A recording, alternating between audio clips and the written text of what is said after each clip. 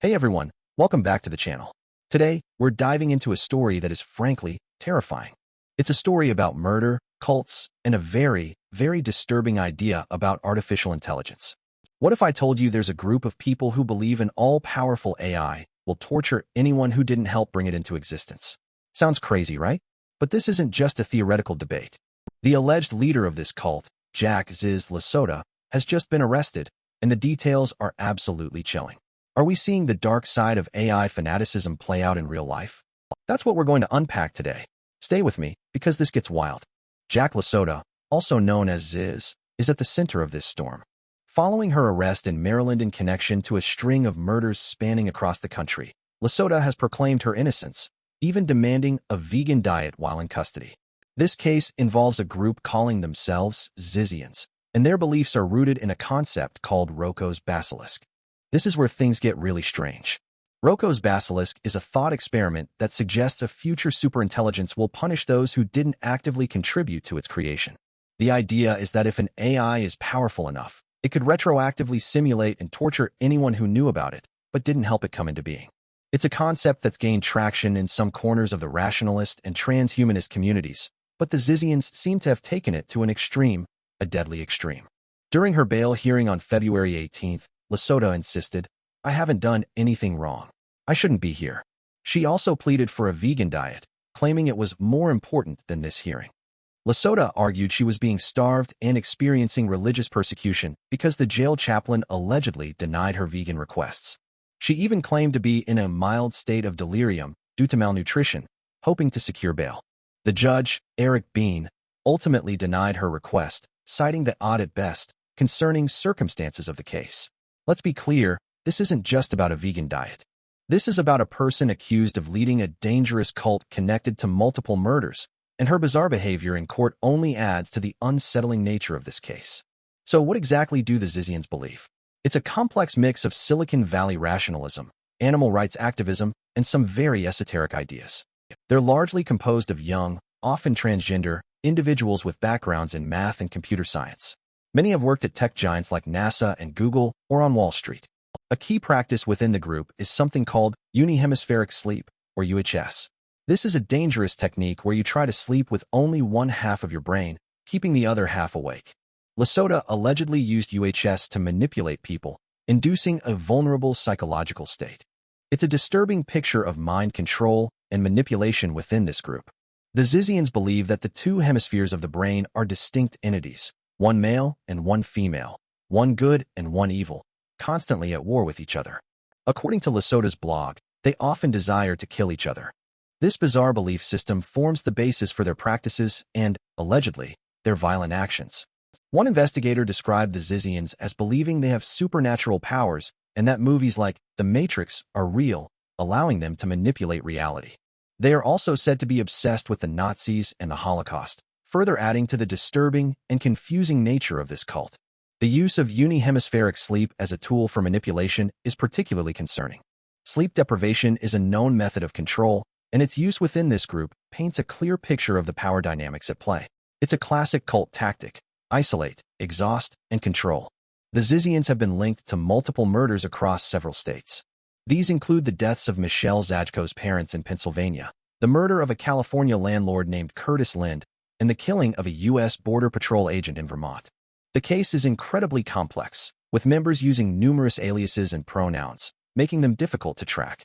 Jessica Taylor, who knew some of the Zizians, described Ziz as creepy and noted a strange description of a suicide within the group, linking it to their theory on brain function.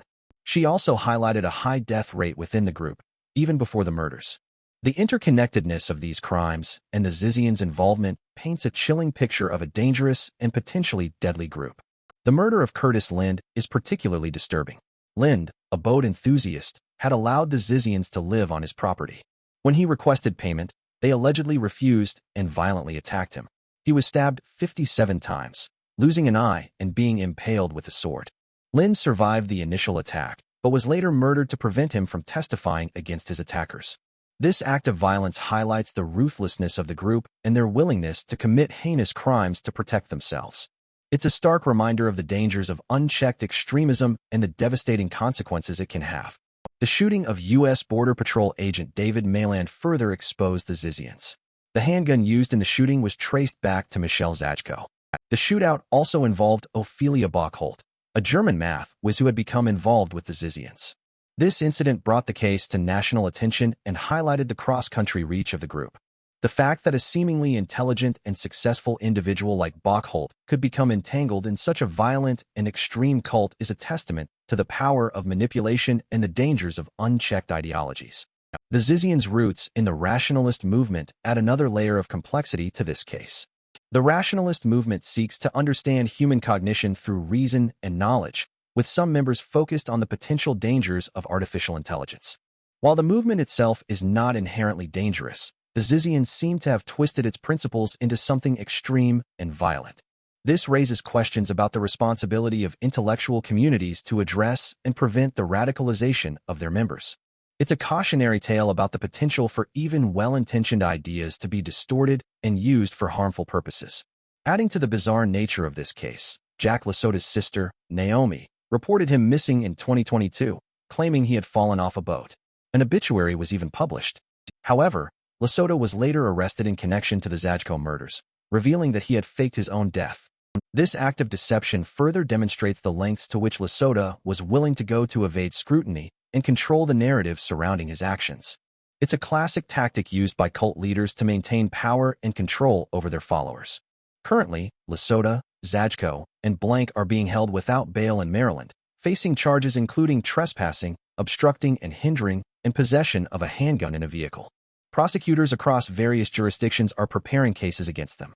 The legal proceedings are likely to be complex, given the multiple jurisdictions involved and the numerous aliases used by the suspects. It remains to be seen how long LaSota can remain uncooperative, but authorities are clearly determined to bring her and her alleged followers to justice.